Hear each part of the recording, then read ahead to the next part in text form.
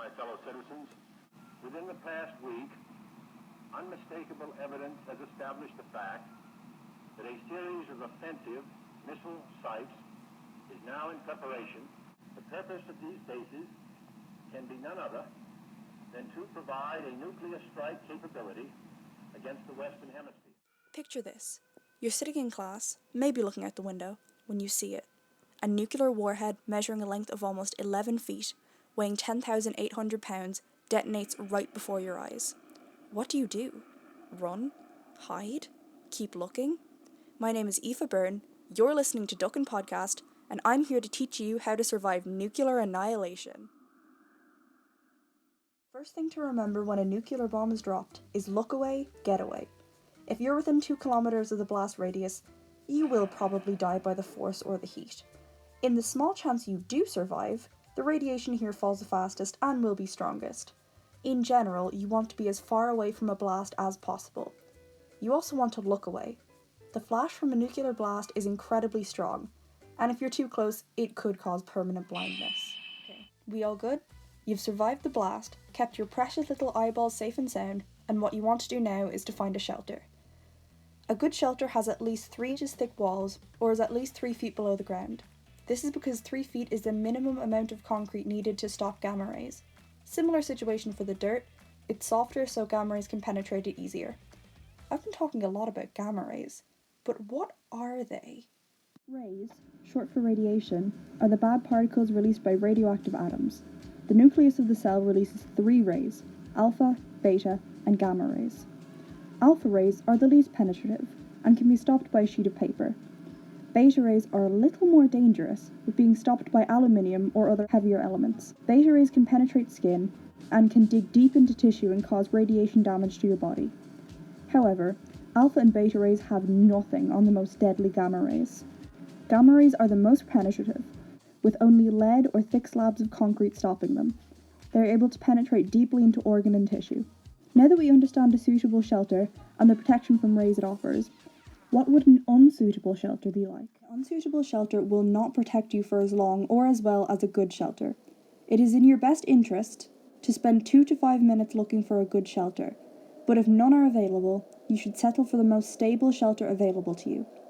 After about 15 minutes though, it would be in your best interest to look again for a good shelter, as the level of radiation in your inadequate shelter is equal to the level of radiation outside. Spend as little time as possible finding a suitable place. Once you've found your shelter, what does it need? How do you fortify it against radiation? What supplies are essential? Well, it really depends on what your shelter is. If your shelter has any kind of windows, seal them up. This will protect you from radiation leaking in. In an ideal world, you have a pantry already stashed with enough food to last months. But realistically, wherever you are will have enough food for a typical family's week, if any at all. The average human needs 2,000 calories daily to stay healthy.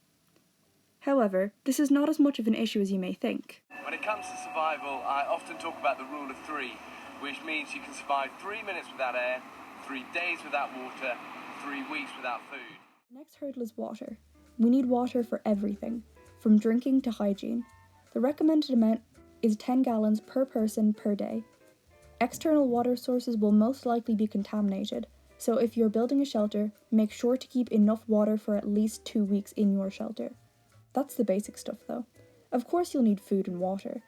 Lesser known necessities include radios, iodine tablets, and iodide tablets, along with a shower. A radio is essential because with them you can hear emergency announcements. TVs and phones surviving the first blast will eventually run out of power due to the electrical grid not being maintained or destroyed. In other words, anything that needs to be plugged into a wall or to charge has been rendered useless. A radio, on the other hand, runs on batteries.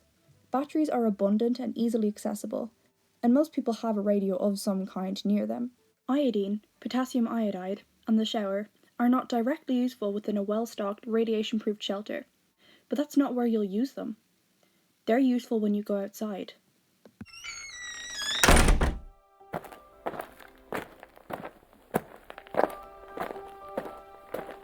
No shelter can stock infinitely. At some point, you'll have to go outside. Not right away, obviously. That'd be suicide. Give the radiation at least 2 weeks to settle, although I'd recommend waiting a month, for the half-life to take effect. When you do go above ground, there's some things you'll need and things to prepare. First thing you'll have to do is to set up a quarantining area. The porch of a house would work great for this. In this area, you'll need a shower, a spare set of clothes, and soap. Lots of soap. When you return from the great outdoors, you'll be covered in tiny radioactive particles. This could get on food or into water and could be ingested, which is very dangerous. A simple shower, rinsing skin and hair, will remove 90% of contamination, and then taking off the clothes you wore outside will remove the other 10%. However, don't use conditioner. This is because conditioner is able to bind radioactive material to a person's hair, meaning that the radioactive material would hang around and become trapped inside follicles. You'll need a few helpful chemicals also. The first of these being potassium iodide tablets. Potassium iodide is one of the only things that can thwart one of the biggest dangers in a fallout-ridden world: thyroid cancer. Thyroid absorbs iodine to produce hormones.